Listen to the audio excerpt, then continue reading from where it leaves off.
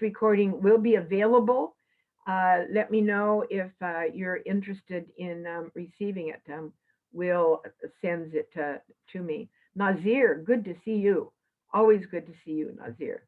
Nazir has been one of our favorite speakers for several years. He was a NASA scientist and is a devoted Muslim.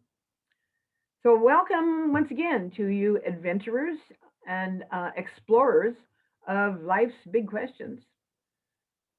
It's an exciting adventure to be able to look at the possibilities for the journey that we have.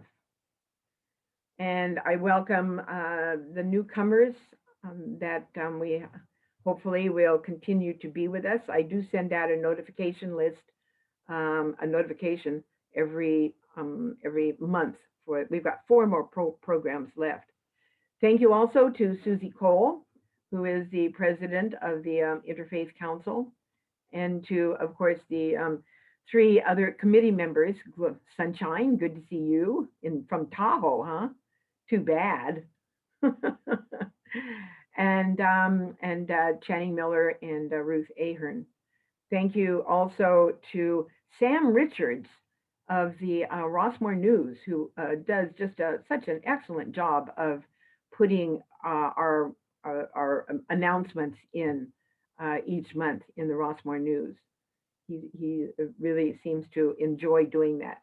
And I believe his photographer is called Jay. So as we seek answers to our big questions on the purpose of life, it is well and good to sit around and talk about the purpose of life as kind of a philosophic exercise, kind of an entertainment for the mind. However, life's circumstances, as you well know, may take over and bring us face to face with the practical realities of the moment. How do we then, when intellectually hovering over this question about the purpose of life, how do we get our heart involved? How do we get our whole selves involved towards solving the human problem of the moment? We're not only just mind trying to understand and find the answers. We must include our heart. So I'm reminded of the time I found an old tattered baseball, and the skin was kind of coming off from the baseball, and I thought, gosh, I wonder what's inside of a baseball. So with great effort, I tore the skin off from the baseball, and then lo and behold, it looks like there's millions of rubber bands. Well, I kept taking these rubber bands off, and finally, I don't know how, let me know if you've ever done this. It was quite thrilling. After, tons of rubber bands, I got down to the very center of the rubber ball, the core, the heart of the baseball, without which, if it didn't have this rubber ball inside, it wouldn't be able to fly very far. So likewise, the solutions to life's practical problems will not fly very far without involving the heart. At this time, I'd like to present Pastor Dan Sturdivant, the pastor for the Tice Valley United Methodist Church in Rossmore. Reverend Dan Sturdivant, a preacher's grandkid, was born and raised in Fort Worth, Texas. And I might also add that Dan's mother, Deborah Sturdivant, is with us today. How sweet is that? Dan graduated from the University of California in Boulder with a BFA in theater arts and a minor in English. Attended seminar at Pacific School of Religion in Berkeley. Before entering the ministry, he spent 10 years in Los Angeles pursuing a living as an actor. Now, I could sort of see, you're shaking your head, Dan, I can sort of see how, some training as an actor could really illuminate some of the things that a pastor needs to do. So maybe you'll show us some of your talent. He was in a couple of films, a national commercial, and a smattering of appearances on episodic TV. The work Dan is prouder of came in the theater, including a run with the Colorado Shakespeare Festival. For a Protestant minister, Dan's pastoral preoccupations are even less typical than his background. He's concerned less with theology than with anthropology, which is the human longing to experience the divine and the many lengths we'll go to seek it. He figures we're too limited to know much about God. But if we ask the right question, we might come to know ourselves. As St. Paul says, even as we have been fully known. Dan has pastored United Methodist churches across the East Bay for the last 24 years. You don't look that old, Dan. Though he never set out to do so, he's become adept at helping small churches find new life, and he is now the pastor, maybe I said this, of the Rossmore United Methodist Church here in Rossmore. So Dan, I'll turn it over to you, and we will listen with our hearts and our minds. Well, I hope you don't go to sleep. Sarah, thank you, and Will, thank you, and Interfaith Council, thank you, and all of you all who have taken the time this afternoon to show up. I really, really appreciate it, and I hope that I make it worth your while. I'll say one thing. I'm a United Methodist. I've been a United Methodist since birth, except for 20 years when God led me into atheism, but I'll explain more about that in a minute. But I don't know that I'm really a very good representative of Christianity because I don't really know anymore exactly what Christianity is. It has splintered and fragmented into so many different forms, many of which I have no doubt Jesus would not approve of, but there it is. And of course, my Christianity is not really typical. It's not typical of United Methodists or Protestants. I should also say I've been profoundly influenced by Roman Catholic spirituality, Orthodox Christianity, spirituality, and spirituality from other traditions and cultures. And I have been astonished, I'm not so surprised anymore, at how similar all these mystical traditions really are. And they all seem to understand the same thing and seek to set up practices so that they can achieve the same thing. And so before I get into the background that I'm going to have to lead you through in order to tee up what it is that I want to say, and I'm going to try and say everything from a distinctly Christian perspective, or at least using things that Christians are accustomed to talking about. But before that, let me just give you this to chew on, because it really informs a lot of why I think we're here and what our purpose is. And this is from Julian of Norwich, who was a 14th century mystic, and she was the first woman to write and publish a book in English. Julian of Norwich says in her main work is Revelations of Divine Love. And this is from chapter 47. And it says, the soul has two duties. The one is we must reverently wonder at the world we see and seek continually to be surprised. The other is that we must then gently let go and let be.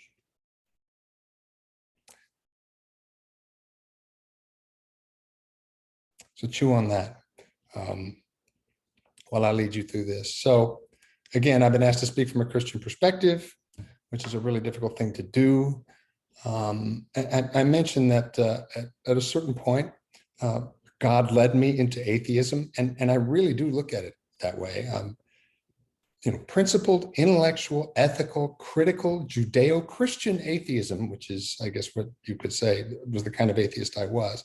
It's a great tradition and one that I continue to have a lot of respect for. so long as its adherents and practitioners aren't too self-righteous about it and disdainful of religious folk, as they sometimes tend to be. And the reason I say God led me into atheism is because it caused me to step back and to put the claims of Christianity I had learned to the smell test. And it didn't always smell very good to me. I tested, the credibility against other arguments. And this is something that I continue to do as, more or less rigorously as I always have. And I think it's healthy to do so.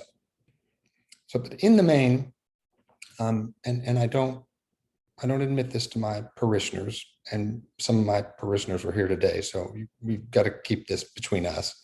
I think of myself as an agnostic.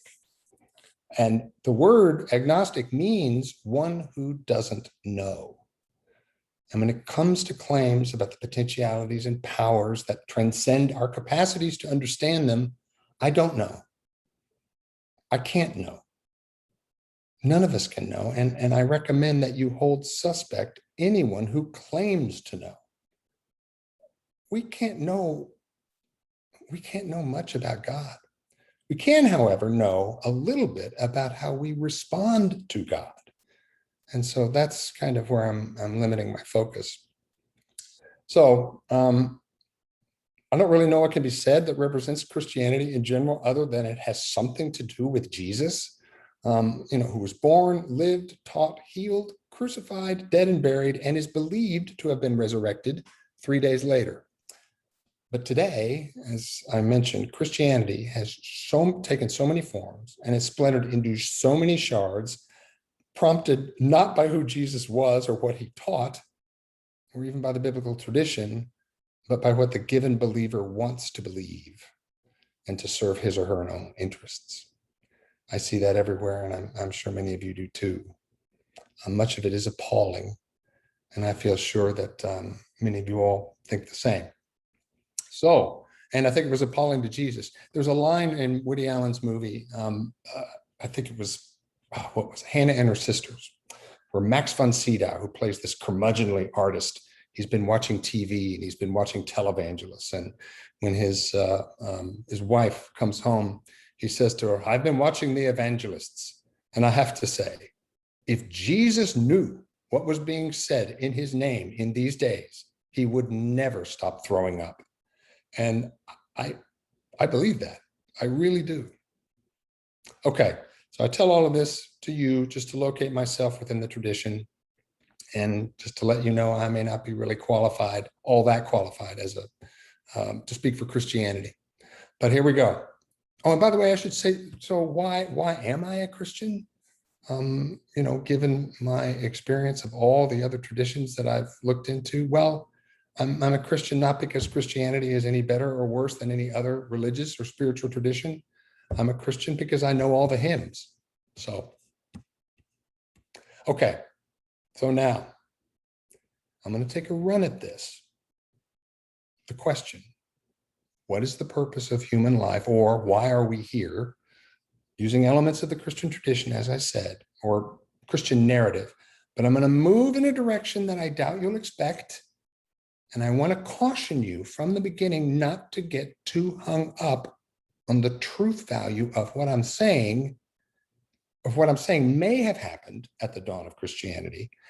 For you will, for very good reasons, doubt what I have to say, or at least find it hard to believe. So I caution you, don't get too hung up on that. I want you rather to think through with me the implications if what I am about to propose is true, okay? So in other words, just indulge me here for a bit, for the sake of answering our question. So I'm going to look at that most Christian of Christian beliefs, that Jesus was really, truly, and actually physically resurrected, and what it would mean if this were so, and if he really, truly, and actually physically appeared to the disciples and others, pretty much as it's described in the Gospels, what would be the implications of this?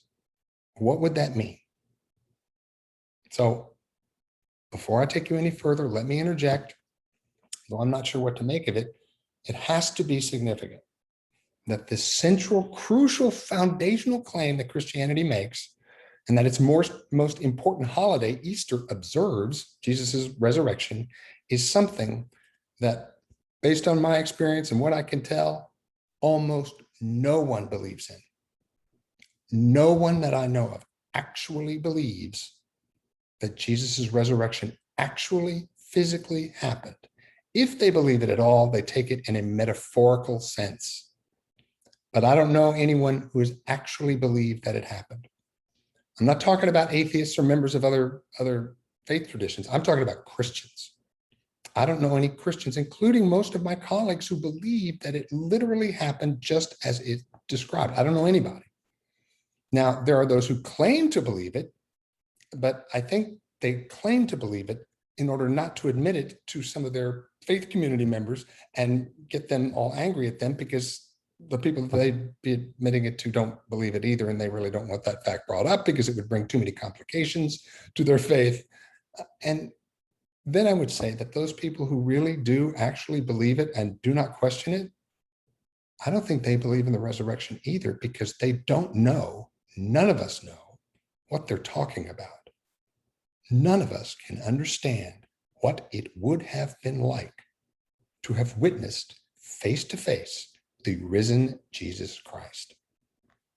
If you had somebody that you knew well, who you had followed, who you had admired, who had changed your life in many, many important ways, and you had seen that person die, actually die, bleed to death, be buried, etc., and then suddenly they were to show up with the marks of their death still on them, I promise you, you would freak out. It would change your life so unutterably. You would never be the same. We can't even imagine what it would be like, but suffice it to say, it would freak you out. You would never look at anything the same. Okay.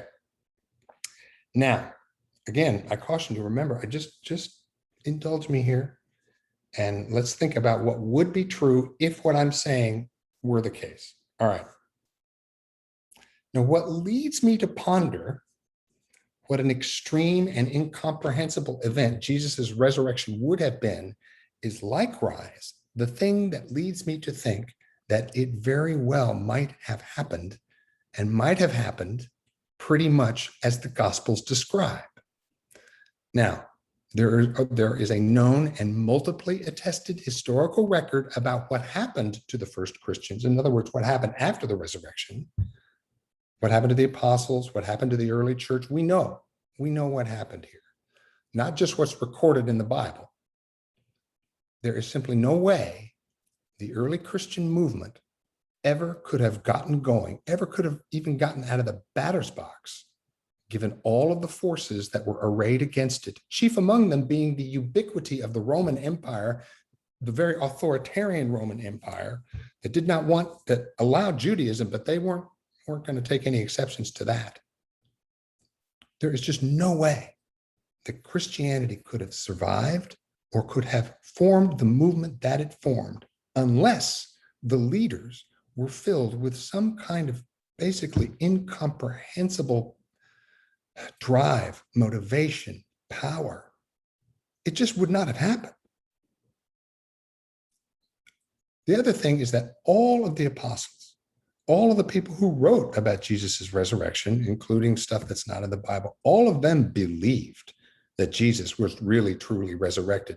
Not all of them witnessed witnessed the risen Jesus, but many of them at least knew someone who had. But they all believed it. And all of the explanations that we have come up with over the recent years as to explain how it is that they could have believed this, none of them hold any water, none have any explanatory power. I mean, am I supposed to believe, I've written some of them down for you, am I supposed to believe that these guys were filled with this transformative power? I'm talking about the early apostles, and that they believed Jesus was truly resurrected. Is it because they all of them had an extraordinarily vivid, communally shared, grief-born hallucination, which is one of the explanations I've heard? I don't think so. Was it wishful thinking that all of them, were able to engage in some kind of confirmation bias that took hold of this whole community and propelled them as it did? I don't think so. I mean, it seems to me that given the facts that we know that are the case about the early church, the explanation that will explain what happened best is, you all know what Occam's razor is? The idea that the most likely explanation is the one that is simplest and most direct. The simplest and most direct explanation that carries the most power for what actually happened in the early church is simply the one that the Gospels describe, or pretty close to it. Jesus rose, they saw him. Okay, if you've granted me that much, where am I going with this? If you grant me the premise that Jesus might have actually been truly resurrected, what follows? What follows from that?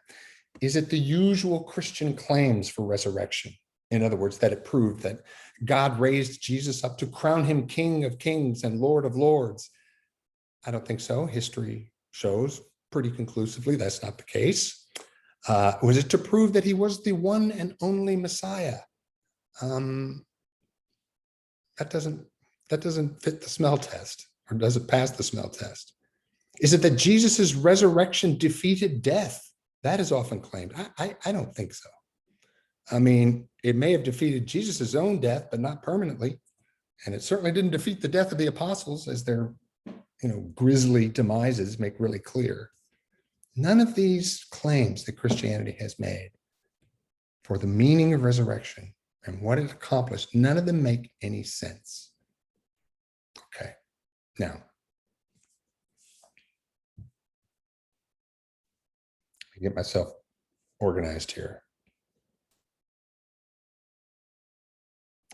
All these explanations for what the resurrection would have meant, if you grant me that the resurrection actually happened as it was described in the Gospels, none of them have very much to say about what the experience of being faced with the risen Jesus would have been like for the disciples, sufficiently to have been transformed into who they became. So let's follow this through. What would Peter, James, John, Thomas, Mary Magdalene, and last of all, as one untimely born, Paul, Saul of Tarsus, who was so knocked off his mule by seeing the risen Christ that he changed his name, they would know, when Jesus was before them, they would know that right before their eyes, God had unclenched the forces of nature, and he had sent Jesus back, not as a ghost, not as an angel, not as a vision, but incarnate, with a kind of life that transcends death because of how much life is still in it. What then did they see in his at first unrecognizable, but then unmistakable face? What did they confront in the shock of this, yes, this is really happening moment? Because I'm sure at first they had to, slap themselves, shake their heads. And remember, they would know that Jesus did not raise himself up. They would know that God did this. They would know that this is not something that happens all the time or ever. They would know that this is an extraordinary anomaly in history and that God was doing it. And moreover, that God was doing it to them. God was doing this. God was using this moment, this moment of brute necessity overthrown in this offering of justice that was more just and in mercy more merciful than anything else could ever have imparted to them. God touched them. God confided in them personally and directly. He was saying, I call God he because it's just easier than messing with the pronouns, and that's what the Bible says. I don't necessarily believe God. In fact, I don't believe God is gendered in any way. But God was unmistakably saying, he was saying to those disciples, you matter. You matter profoundly. You matter to me and this man, Jesus, looking at you, that I have raised up before you. He matters to me. He is the one who loved you, and I encourage you, I urge you, I dare you to follow him to the end and to do as he asked, to love one another as he has loved you. This, among other things, are the things that would have occurred to them. And beyond that, it's mostly unimaginable, because you and I just cannot comprehend or imagine even what it would be like. I mean, as I said, it would freak you out. It would wake you up. It would transform you utterly and forever in a way that doctrines and ideas and assent to the various propositions that Christianity has been based on ever since, it would change you far more profoundly than any of those other things. Now, I should add here that you will notice that the farther we get away throughout the 2,000 years of Christian history, the farther and farther we get away from that original event and of resurrection, and those who witnessed personally the resurrection, the farther we get away, the weaker Christianity actually becomes. The more diffuse it becomes, the more idolatrous it becomes. And what I'm thinking, and part of the reason why I'm thinking what I'm sharing with you today, is that those original disciples, they were imbued with what Christianity is supposed to really be about. And ever since then, we've just gotten farther and farther and farther away. So, I mean, I noticed among that early church, the energy that these guys had and women was extraordinary. It was something that you just can't do. Paul was probably in his 50s, and yet he traveled all over the Mediterranean and back, thousands of miles. He was absolutely tireless. And what I want to know is, where is that tirelessness now? It's all but lost. We just don't have it in Christianity anymore, because so few of us ever have that impetus that those first disciples had. Okay, so where do we go from here? What are we supposed to learn from this? What about what's the purpose of our lives? Why are we here? Well, what I'm taking from this, in trying to imagine my way into the minds of those disciples who witnessed Jesus, was that they were directly touched by the power that is greater than us. They were imbued with, the reality of existence was forced on them in a way that most of us never, ever confronted. The importance, the gift of being alive. These guys and women, they were up close and personally touched by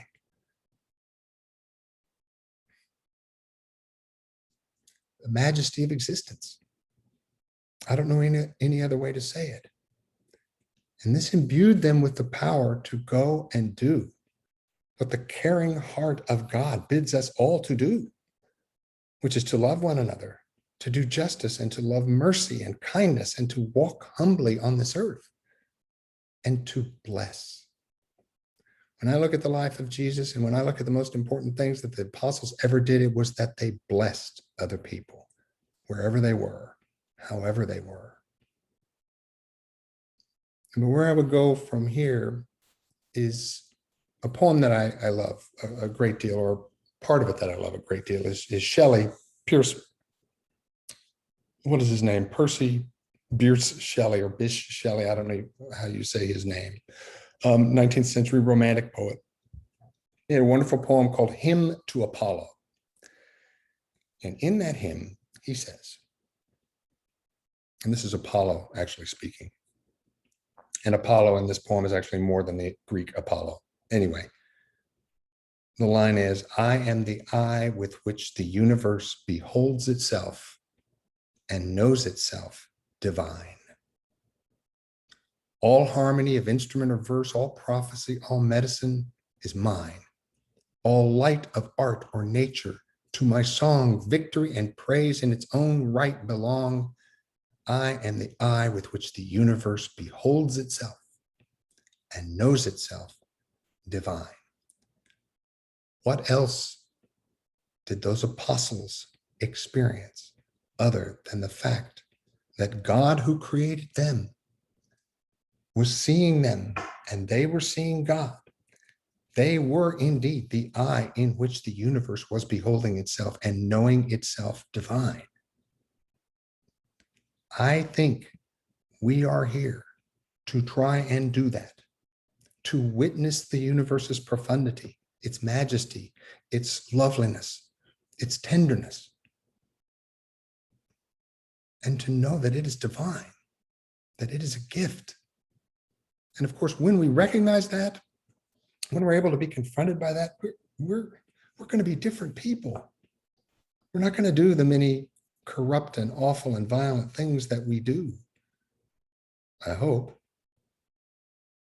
And so, this takes me, I may not be taking, Sarah, as much time as you want me to take, but I'm pretty close to being done here. And we can open it for questions, which would be great. Questions and comments. But all of this takes me back to the original thing that I started with from Julian of Norwich. The soul has two duties. And the first is to wonder and to seek in our wondering, to be surprised, to be amazed, to be delighted, and then to let go and to let be.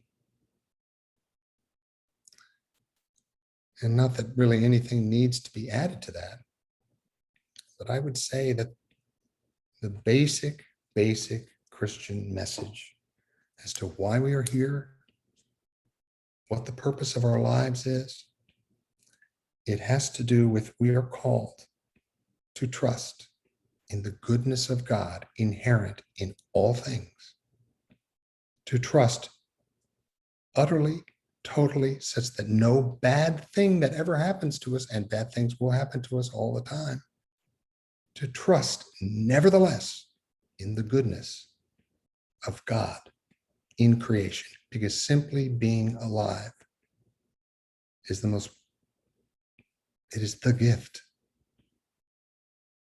And nothing, not even the worst suffering, can take that gift away. So I'd best stop here before I start to say silly or unrelated things. Anyway, thank you, everybody, for listening, and let's discuss. And by the way, I bring all of this stuff up. These are just my musings. I don't really make any claims for the truth value of them. I don't know if Jesus was resurrected or not. How can I? I wasn't there. And I didn't talk to anybody who was there. So, yeah. So, Sarah, I turn it back over to you. Thank you so much, Dan. It's certainly what I think could be called a provocative sharing. And I have many thoughts that went on. I would love to hear the thoughts or the questions or the perturbations. Is that a word? Perturbation? Why do I try to use words that I can't even say? I don't know. It's so much fun to use big words. It is. But your talk, I think, goes deeply into us. And it certainly did for me. And I don't want to take too much time to share right now. I will later.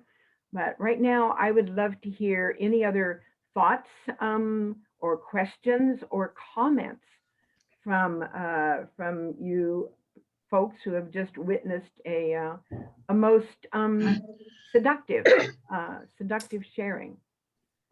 And just raise your hands. And Dan, you can call on people if you would like to do that. Will wants to say something, it looks like, or he just left a text. Oh, they're unmuted, Channing and Nancy. Okay, so Channing, I guess what he's trying to say is that they're ready to share. Go for it. Okay. Shall I start first? Okay. Sure. Oh, Dan, first of all, thank you so much. I love the emotion as the context for your belief, not your head, not your intellect, not theology. I love your sense of wonder, and I love your ability to express that. And that's what touched my heart. It really did, because I believe in Jesus the way you described him, not as some forms of Christianity, present you with the dogma.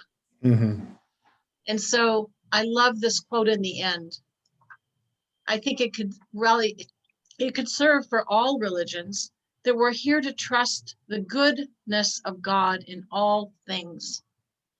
That's the bottom line for my belief system. Yeah. And I'm an interfaith minister. So I minister to all people, all religions. And so thank you so much. Thank you, Channing. Yeah, that's great. I should add, one of the things that I love about Jesus is that Jesus didn't care what you believed. He did not care. What he cared about was what you needed. He was moved by human need, not by human belief, and certainly not by doctrine. So anyway, Nancy. Yes. Well, I was sitting in an art gallery in Vienna, and absorbing the artwork, and it struck me that the piercing of Jesus was on the right side. And wait, which side's the heart on? Anyway, it's the wrong side. I can't. Anyway, no, that was on the right side. Okay, and then I looked at all the other, what the other artists' interpretations were, and it was always on the wrong side. It wasn't at the heart. And so I deducted from that the lung was punctured and deflated. And I know it's hard for you to believe, but I am a nurse. And so when that happens, what we do now is put in a tube and reinflate the lung.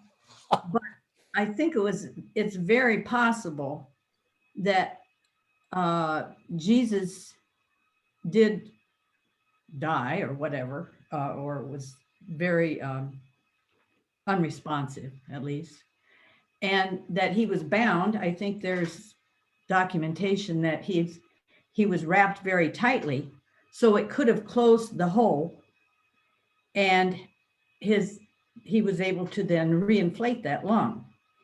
The other thing that happened in my life is that when my father-in-law passed away, they called the ambulance or whatever, take him to the funeral home.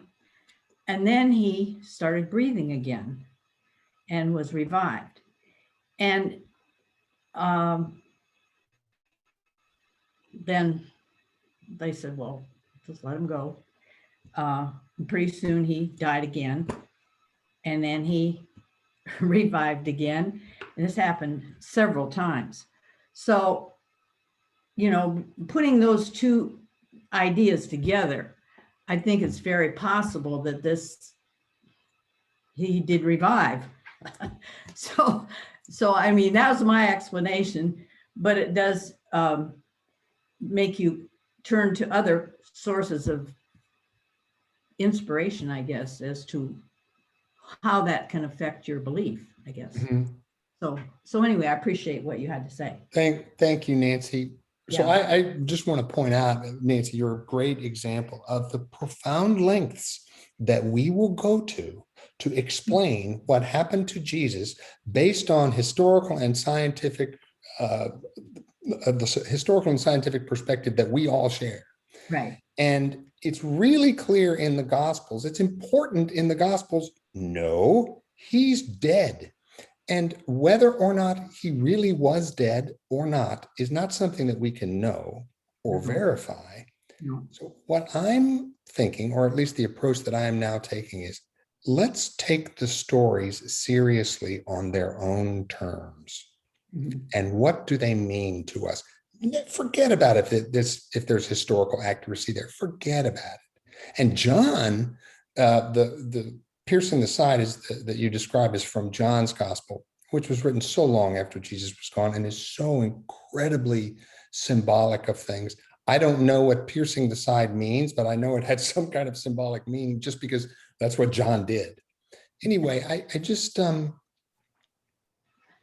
this is why I had what I said at the beginning of my talk, don't get too hung up on the historicity of what I described, because we've been wrestling with this for 100 years and more. And I think we're really missing a lot by getting hung up on what we could never verify, about history. Mhm. I'm glad to hear that. So what eventually happened to was it your father? No, father-in-law. Well, eventually, after about 5 times of this, he finally stayed dead. Okay, well. Yeah. Awesome. Thank you, Nancy. You're Thank welcome. you for sharing. Who else? I see Is it Jessica has her, Thank you. and Ruth Yeah. are unmuted too. Okay. Go for it, Jessica. I really like the feeling thing, the sensing of the profundity. Yeah. I like that. I come from a kind of crazy background. I was married for years and years to an American Indian, and we did go through various machinations with him. And it's just a matter of, for me, I can only just imagine sensing God that profoundly as the disciples must have. Yes. And I wish I could sense God that profoundly, but Me too. I sense God in a gentler way. And I liked what you said. How could it? They must have been just so profoundly affected. I'm sure they were. I'm sure they were. And I don't care what the reality was. That makes sense to me. Yeah. Good. Oh, good. You get it. You get what I was trying to say. Good. Thanks. And then I have so many people in front of me. Somebody else, Will, you said had their hand up, or Yeah. Ruth is, Yeah. Ruth. So I was going to say that to me, that's an absolutely profound assessment of what religion means to us. It seems to me that what happened in reality to Moses or Abraham or Jesus or Muhammad or Baha'u'llah or any of the other prophets in this world, the really important question is, what does it do for us? And how does it change our relationship with one another? And how does it make us better? And, I think you just hit the nail on the head in words that I would never have thought of myself. And I want to thank you for that. thank you, Ruth.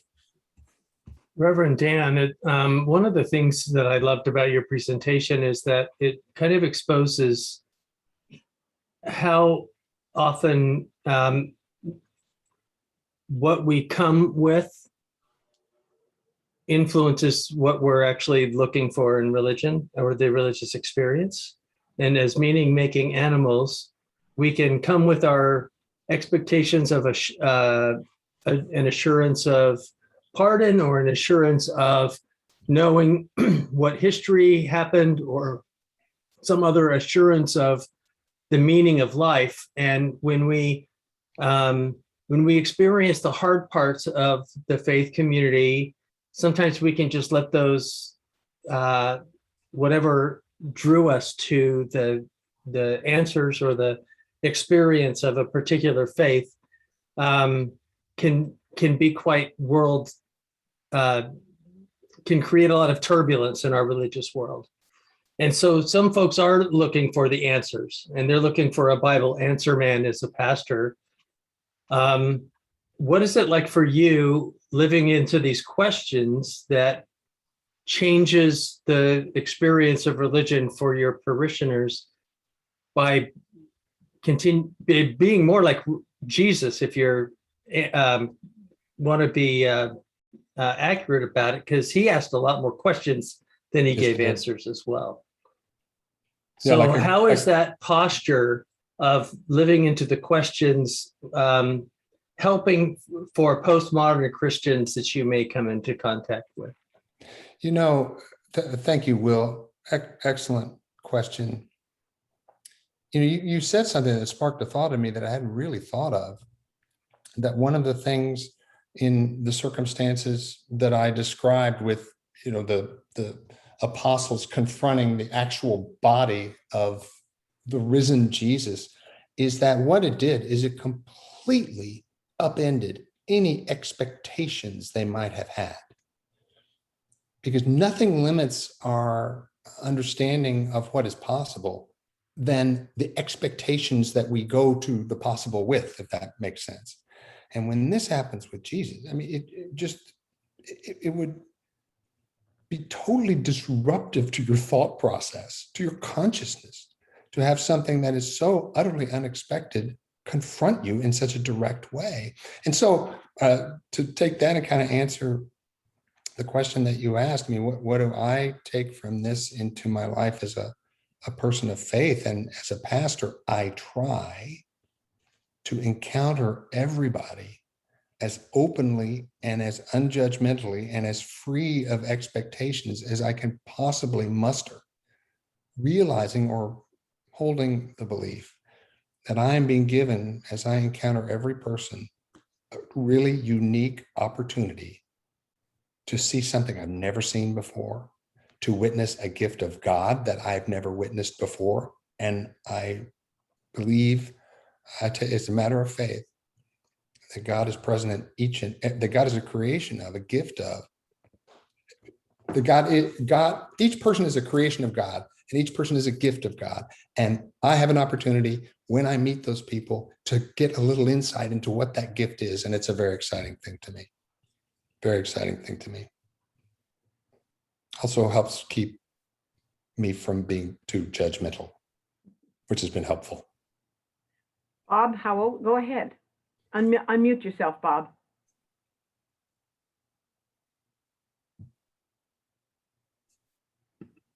Bob Howell is a minister of the United Church of Christ.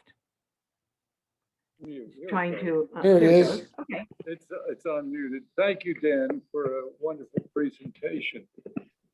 Dan, it does leave me with a concern that I'd like to have you work on a bit.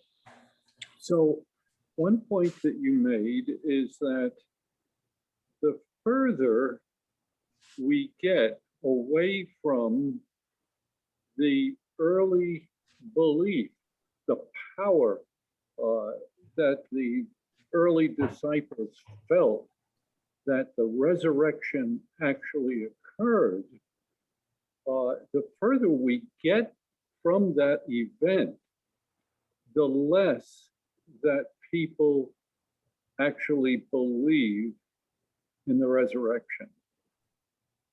And that belief in the resurrection is a power that leads people to the purpose in life that you so clearly define: to do justice, to love kindness, to show the love of God. And so it leaves me with a concern, Dan, that as we get further and further away as Christians, are we really doing what God is challenging us to do in that resurrection experience that the early disciples had in doing justice, in showing the love of God? And that's the challenge of the preacher, I would see too, though, is helping to sense metaphorically the power of the resurrection, to get people to really live that purpose in life. I think, Bob, thank you. It's great to see you. I'm glad you tuned in. I really appreciate it. I really appreciate it. So, for me, believing in the resurrection is not the point. And I don't think it is the thing. I think what the disciples felt was not, oh gosh, I now believe that resurrection is possible, but there was an urgency, a power that they felt. And it was that power that God confided to them through sending Jesus back to them that filled them with an urgency that has been lost in the church. And I look at my own, the United Methodist Church. One of the best things about it was its prophetic call to, speak to the injustices in the world, which is all but silent now. And Yeah. I have to think that one of the things that is causing the precipitous decline in United Methodist membership is the fact that the church is unwilling to stand up and be courageous with the urgency that those early disciples and that Jesus certainly embodied. And so really what it is that I think we're getting farther and farther away from, it's not about belief in the resurrection. It's the urgency that the experience of Jesus appearing to them after he was dead. It's the urgency that experience filled them with. Does that make sense? It does. And I think about the Emmaus Walk, and that was a big practice of the United Methodist Church, putting people through retreat way, that kind of an experience to get them really motivated to do justice. That was certainly the original intent of it, for sure. I don't know that it's doing that now, but I don't know. I don't know. So I raise that concern. And well, it's obviously a concern. Leads me to be concerned that we're really weak on justice. Oh, gosh. Yeah. Dan? Yes, ma'am. Let me express how poignant the statement you pretty much ended your sharing on. We are called to trust in the goodness of God. This to me is such a profound reality when we can do it. It is not an easy thing to do. And let me share with you my story briefly. Last night, I had a dream, and I don't dream very much, but I had a dream of Jesus holding my son, who's a 50-year-old carpenter, holding him. And that comes from our son went up to the wilderness in Oregon, built himself a little home in the wilderness with the wolves and the bears and the mountain lions. And we got up there to see it. And just the week before last, it burned down. The whole thing burned down because of that huge fire, the bootleg fire, a million acre fire. And Nathan got out of there okay. He got his girls who were visiting out. And so he was okay, but he's devastated. Yeah. 50-year-old man that moved up to the wilderness so that he wouldn't be homeless. And he is now homeless. So Jesus, I believe, gave me this wonderful vision of him holding my son. And my son is holding his tools. And Jesus is literally holding Nathan up. And if Jesus didn't hold him up, Nathan would just crumble. And so to me, what's really relevant is believing in the goodness of God. So out of this chaos that he and hundreds of other people up there in the fires have gone through, out of this chaos, I must believe that Jesus and God and all of the angels will make the phoenix rise again. That out of tragedy, as many of us know, comes the glorious beauty. Even if we die, even if we die, to me, that is what is so important. Is that Jesus showed that even when he died, he came back to life. And I do believe that he came back to life. So that's my sharing. And thank you so much for the heart. You really, really presented us with a way to open our hearts to each other and share our stories with each other. Sarah, thank you so much for sharing that. And my heart is greatly comforted that a mother's heart was comforted. A mother worrying about her son, and mothers and sons they have quite a thing going, as my mom and I can attest. But I know one of the things that will happen for a mom is when their kids suffer in any way, it's a torment past which there is nothing worse. And so for you to receive such a dream when you don't remember your dreams that often, what a nice blessing that is. And I'm greatly pleased to know that you had it. Thank you. Dolores, you have something. Yes.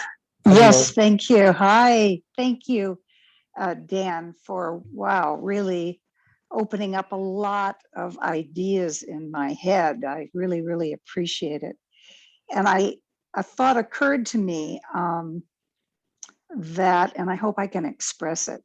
When Jesus died on the cross, he did not have a lot of followers at that time. He didn't have a lot of people who were there to pick up the message from God, this message of Jesus, and deliver it to the people.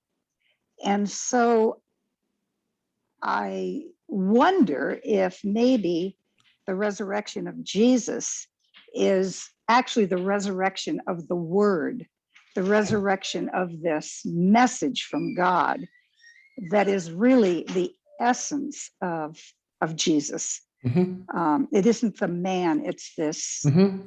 This message of love that humanity needs. So that's kind of on my mind. So thank you, Dan. You're welcome. I will comment on that, Dolores. He didn't have, actually he did have followers. They just all betrayed him. That's all, but they came back. And for whatever reason, they came back, and I find the end of Mark's gospel very moving, because the last words that we know were written, it goes on in your Bible, but those are not actually genuine or authentic to the original manuscripts of Mark. The last thing is that the two women who had come to the tomb to find Jesus, and they didn't find him there, they ran away and said nothing to anyone, for they were afraid. And that's how the gospel ends. And which leads you to think, whoa, how does this message get out there? I mean, who else has seen all of these things that Jesus has done? And the point that I think Mark is making is, you've seen it. You have been the one who has read this. You must go out and you must carry this message further, because if you don't, who? I can't help but think that's the thing that Mark is wanting to leave us with. So. Thank you, Dan. Gloria? Sunshine? I want to thank you, Dan, also with everybody else. First of all, I think you're a very courageous person to bring up some of these most basic ideas that go with Christ and the resurrection. What keeps ringing through my mind is God so loved the world that he gave his only begotten son.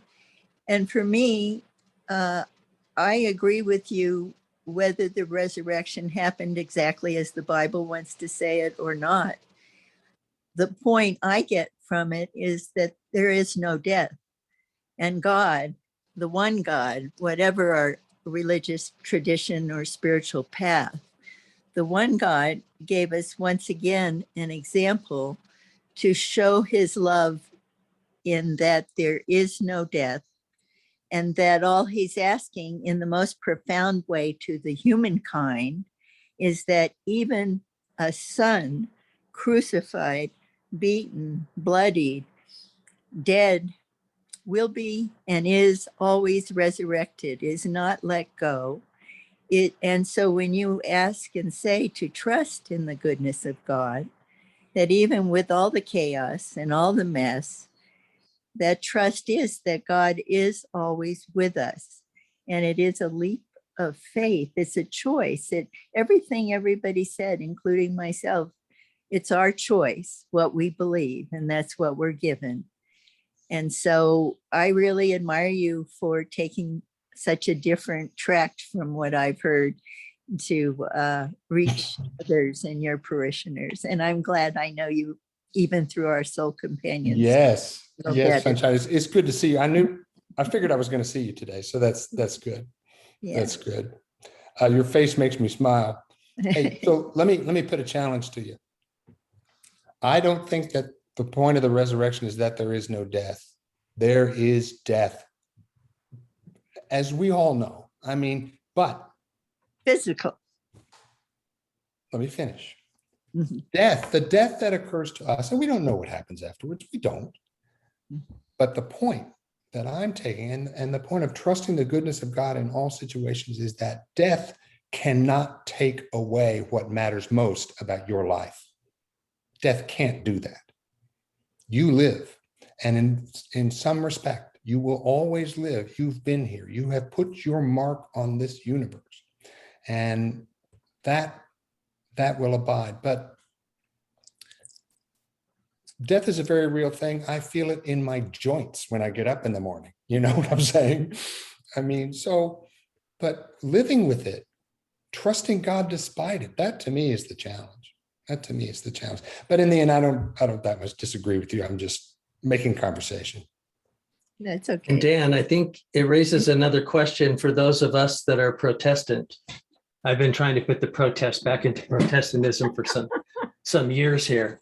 It doesn't always work, but I think one of the issues for we Protestants who don't have the Maccabees in our canon, but they're somewhat deuterocanonical for Catholics and Eastern Orthodox, and we know where to find them, but we don't hold them to the same level of stories, is that Jews were in that time of 300 to BCE to even 300 CE, were trying to make sense of the destruction of the temple and the desecration of the temple by Antiochus Epiphanes, and trying to figure out how God justifies the lives of those who are killed for standing up for their beliefs. And I wish we had the Maccabees in our canon, where we might be able to see that this is a typical rather than atypical response to oppression. And that when we see Jesus's response to Roman oppression, like the Maccabees' response to Greek oppression and the lack of religious freedom, that when people stand up to that, they are justified in their life and into the next life. And that being faithful even unto death is the answer to religious oppression and political oppression towards liberation, and that liberty itself, not just individual liberty, but communal liberty and justice free of oppression, is the point of the human life.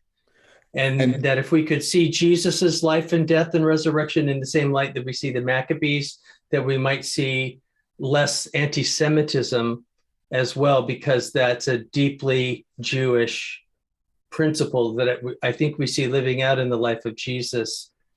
But that tends to be the place where I rest my hat, is that Jesus was faithful unto death so that I should be. Yes. Not for me to focus on a next life. Right. But in this life. Right. Exactly. And focusing on justice and mercy and all of those things, that is the thing that cannot be killed. That is the thing that death does not threaten. In fact, somehow death seems to enhance that message or intensify it, kind of in the same way that remember when Elvis died? When Elvis died, his record sales shot through the roof. And one of his manager or whoever it was said, "Wow, great career decision." And the point is this: when somebody dies, suddenly the meaning and significance of their lives takes this huge leap. And you see this happen all the time, especially with musicians. Their record sales will go through the roof when they die. So, and I think that that's certainly the case with Jesus. It was the case with Gandhi. It's a case with Martin Luther King, and many, many others. When they were assassinated, their record sales shot through the roof. And the meaning of their life actually became more encompassing and more effective than it had been before. Sad but true. Sarah, you're trying to talk, but you're muted. Ruth, did you put your hand up just now? Ruth Ahern? I saw somebody's hand go up. Whoever's hand went up, please speak. Oh, Sally Nordwell. I believe that was me. Thank you very much, Dan, for the message that you gave today. I grew up in a highly stratified theological environment and spent many, many happy hours in college debating between predestination and pre-authorization and what was fate and all this sort of thing. And we were a group charged with changing the destiny of the world and society and everything like that. And as I grew older and learned that I didn't know what I didn't know, I ended up boiling it down to head knowledge and heart knowledge. And my heart knowledge told me that it wasn't as important to know the answer to all those questions as it was to live out the message of Jesus that was, as he had done it unto the least of these, my brethren, so have he done it unto me. And so my challenge had to be to treat other people with love and respect. And it wasn't always easy to treat other people with love and respect because they weren't always treating me with love and respect. And so I needed to figure out how to get around this whole thing of, how come I'm the one that's expected to be so good and do it all right and everything else, and quit seeing the world as a master judge. Are you doing well enough at this?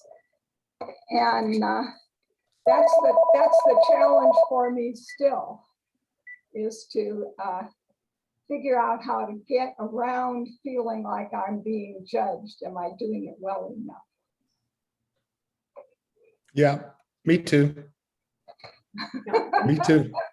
Me three. Hey, Sally, it's good to see you again, because you were at the thing last Wednesday, the Generous Listening Workshop. Yeah. Good to see you again. Thank you. So Reza, would you like to talk? Yes. Thank you, Sarah, for gathering everyone. It's a blessing, and Reverend Dan so articulately and beautifully touched in such an important and in-depth question, and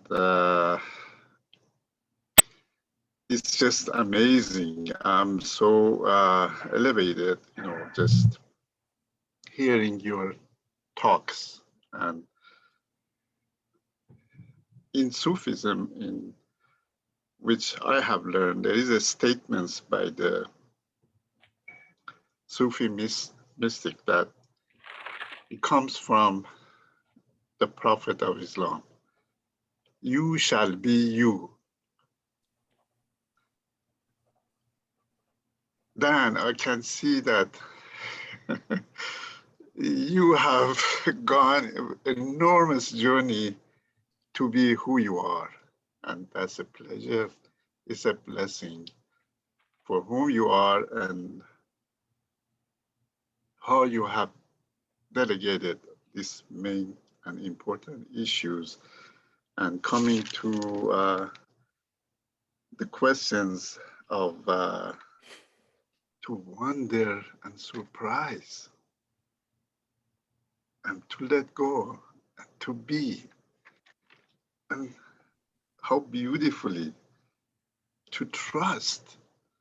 I mean, if it if he do not do that, what else is there? It's like the physician that was on a wheelchair. I don't recall his name. He passed away not too long ago. I was watching, through the internet that he's so involved and he's so in depth with the physics and the knowledge of this physics. He came along and said, I am going to find out what is this life is all about. What is God? I'm sure, most of you have been heard about it. And after months, he came back and he said, it was an accident.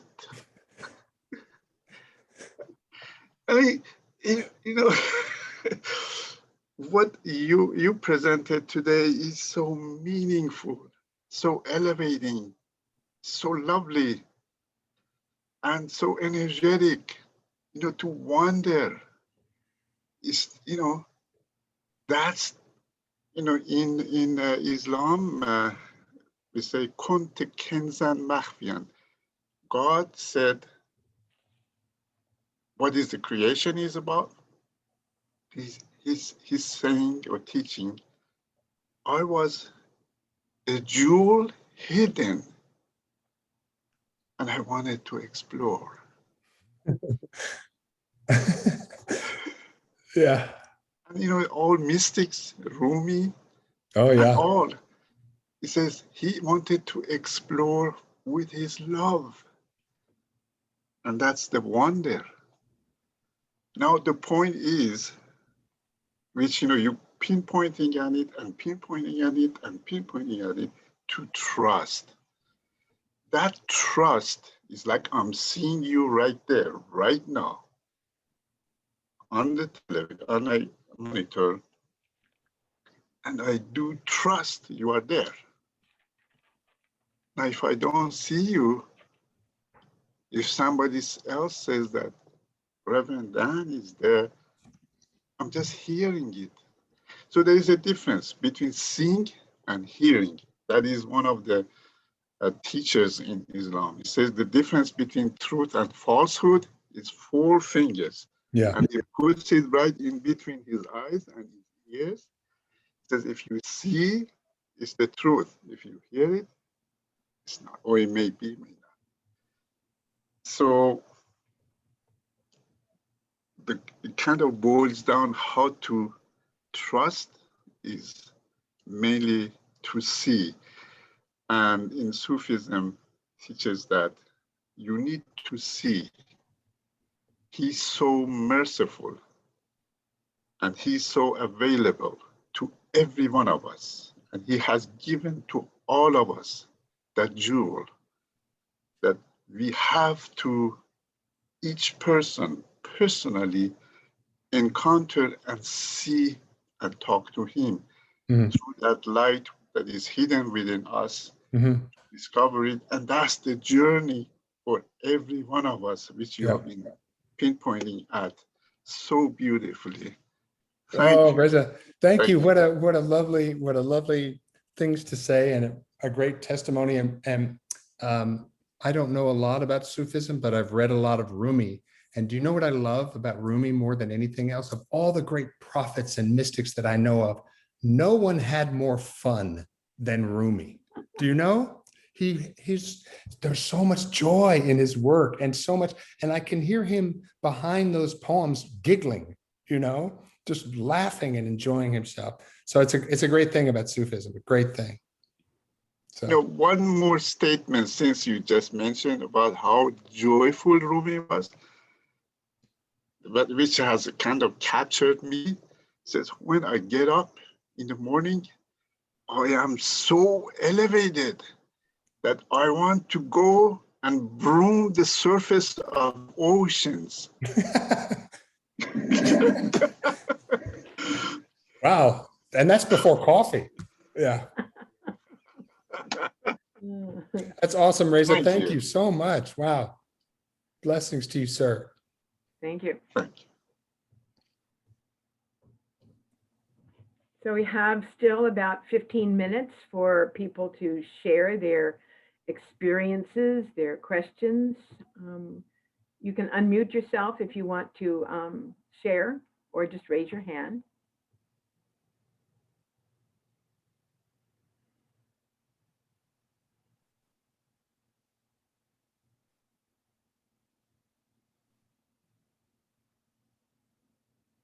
Linda, go ahead. I'm still sort of absorbing what, is it Reza just said? Because that really touched me, so I sort of don't want to talk, but thank you very much. Thank you. And I really appreciate your divergence from Christianity and your deep questioning, and your coming back to Christianity in a way that serves you in your uniqueness and authenticity. And I was particularly touched by the quote that you started with. And is it short enough that you could possibly say it again? And absolutely. Comment, and then if you could comment, my comment or the question I have for you is, for me, that's such a beautiful, beautiful commentary. And it's curious to me that you would bring such, for me, what is potentially a mystical comment into your conversation of Christianity. And I would love for you to go further, if you feel like it, with the intersection of being in the world versus doing in the world, and where you stand with what it is to be. Oh gosh. Wow. Great. Awesome question, Linda. Well, so let me read the quote again, and caveat emptor. This is a paraphrase of what she says. If you want to know what Juliana Norwich says, there's a bunch of translations of her work, and she wrote in English, but it's old, 13th or 14th century English, so it's needed to be updated. But it's Revelations of Divine Love, which I think everybody should read. And it's chapter 47. It's at the top of 47. Anyway, the quote that I read, Linda, is the soul has two duties. The one is we must reverently wonder at the world we see and seek continually to be surprised. The other is that we must then gently let go and let be. And to feebly attempt to answer your question about the difference between doing and being, I mean, I feel like I'm on a more or less constant seesaw between trying to embody both those things, recognizing that who I am is informed by what I do, but at the same time, I'm more than what I do. I am.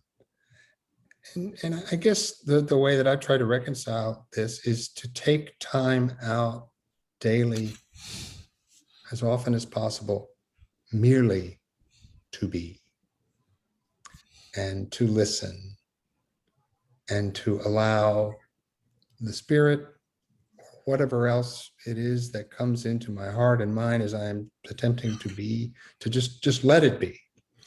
And it's one of the things I imagine I will always be wrestling with, because I like to do stuff, but at the same time, I know I'm more than what I do. I hope that I'm more than what I do. And I also have to say, the things that have gone best in my life, the things that I've done, the ministry that I've done, the sermons that I write or whatever else, the things that have been the most successfully, or I should say, well responded to, are those things where I felt like I haven't been in the way of them. Do you know? Where they were almost easy. They almost just fell out of me without effort. And it seems to me that those are occasions where my being is sort of standing up and being counted, as opposed to what I'm doing, because my doing gets in the way. Okay, I don't know if that answers you. Cool. That was What? way cool. That was way cool. That was cool. So can I go to a second phase of the question? Oh my gosh, there's more? Yes. Yeah. Okay, so what if it's the case that Jesus's life was such that he went through initiations of different levels of consciousness, and he became attuned to his Father, and he and his Father were one. And in being so, he was in the streaming downflow of the Holy Spirit, or whatever we choose to call it, such that those moments that you're talking about, those divine moments when things in the universe seem to come into alignment so easily, and there's a flow. What if that's the future of the human species? Well, that would be great. Yeah. That would be great. What if Jesus was here to like show that he was able to become one with the Father, and he gave up enough of his self that he allowed himself to be in alignment with his Father's will, and then through that he was in the flow all the time. Perfect. Okay. I couldn't better agree with that. And I mean, it has always occurred to me, that's the thing about Jesus, is he is completely in accord with God. I do not believe that Jesus was God. I think that we can understand the term Son of God in many, many different senses, but I do know this: Jesus is an example of what like the perfect God-shaped life is for a human being. And that he was locked in, and just as you so beautifully described it. Look, that's the thing that is so moving to me. One of the things that is so moving to me about Jesus is that accord, and I would love to be able to achieve that in my life. I don't exactly expect to, but boy, howdy, that'd be great. And it's sometimes considered so unchristian to even consider that as something to evolve toward. And I just wish that I don't want to use Jesus as a scapegoat for my life. I want to use Jesus as the example for my life. Yeah, well, I think that's Christian. And I think, the founder of the Methodist movement, John Wesley, was an Anglican priest in the 18th century. He said, that the whole point of the Christian life and of following Jesus is to move on to perfection, as he called it. And what he meant by that was not whatever else perfection means, but perfection in love, which is another way of saying being in perfect tune and accord with God's love. I mean, that's the point. That's what we're all in this for. So I think what you're saying is incredibly Christian, though many may disagree. Sounds to me like Christianity, pure and simple. Thank you. Thank you for being here. Thank you. That was very healing. Thank you. Good. Robert Sieben, go ahead. Yeah, I had a major problems getting connected through my computer errors. I tried for an hour, and I would love to get a copy of your first part, Dan. I understand it is recorded. Is it possible to get a copy of that? Yes, Will sends me a copy of what he records, and I will send that to you, Robert. I'll make a note to send that to you. It might be tomorrow before it comes through, but Will usually sends it within an hour after the program is over. So we'll send that. I'll send that to you, Robert. Sarah, if you wouldn't mind sending that to me, I'd appreciate it. Yes, because I'd love to know what I've said. Yeah, right. Well, yay for spontaneity, which is was something that I really appreciated. Sarah? Yes. So Will, yeah, hi. So Will, I'm just asking you, are you still posting the recordings on the Interfaith Council's website? It's on the Interfaith Council's YouTube channel. There is a link on our website, but if you go to the channel to YouTube and you just look up Interfaith Council of Contra Costa County, you'll find our channel, and it'll be the last updated recording to be shared today. And thank you so much, Will, for just sending it directly to me, because I have trouble doing that. I shouldn't, but I do. So we've just got a few minutes left. Are there any other hot thoughts that would like to be expressed by this wonderful group of people? It's just so I think exciting. Laura Sanchez has her self-unmuted. Oh, Laura, yes. did you have a question? Go ahead. Yes. I think Jesus was showing us that all of us people are capable of expressing God's love and God's will and God's nature. We're created that way. And I think it's important for us to recognize that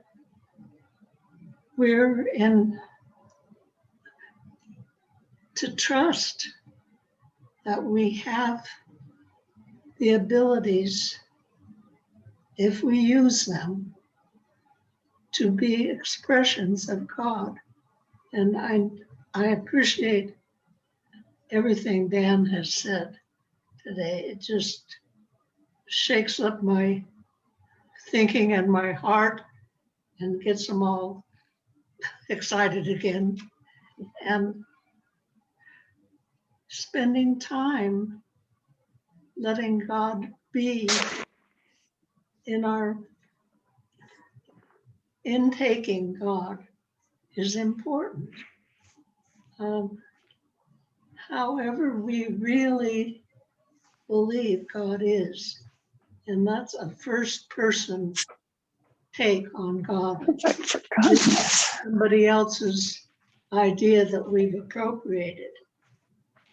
And it's important to spend that time. How many times did Jesus go apart and spend time alone? And we have to do that. Yep. And Yep. just trust that we're